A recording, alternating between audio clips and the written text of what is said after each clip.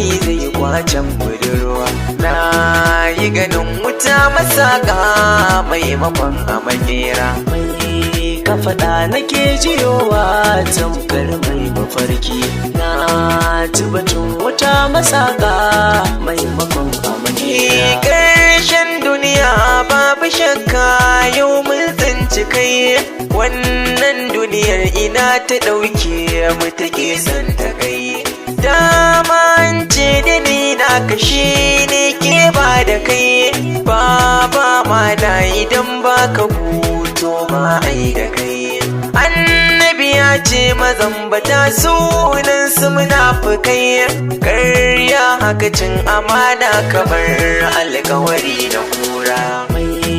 Ka faɗa nake jiyowa tamkar mai mafarki.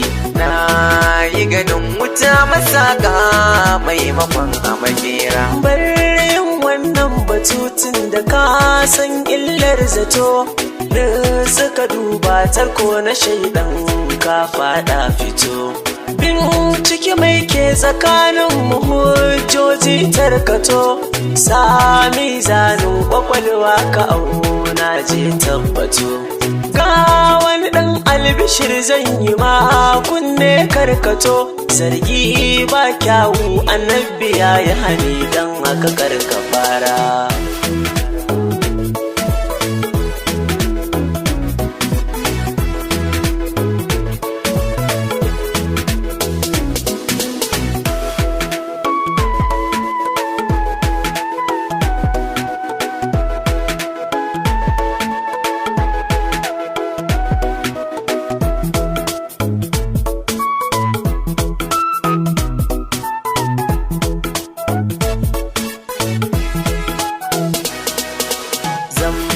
Ba cikin aminci aboki zai kwacen budurwa.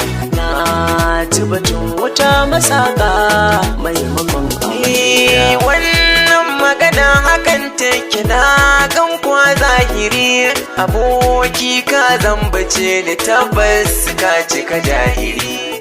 Ba kunya babu tsoron makagin mai kirikiri. Wacce nake so ka nema ka duba kai nazari. Idan kwai hujja ka bani domin in maka uziri. Yayi mini ciwo abinda kayo sai da na sha lalura.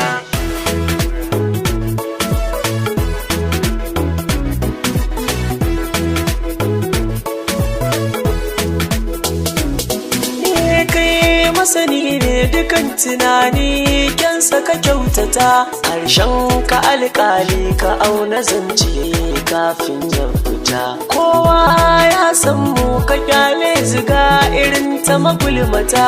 Duk wanda ya zo ma da wannan batu gara ka karyata. Domin daga ƙarshe in an bincika kai zai kunyata. Bakin gatari ka dinga duba kana ka kai kasara.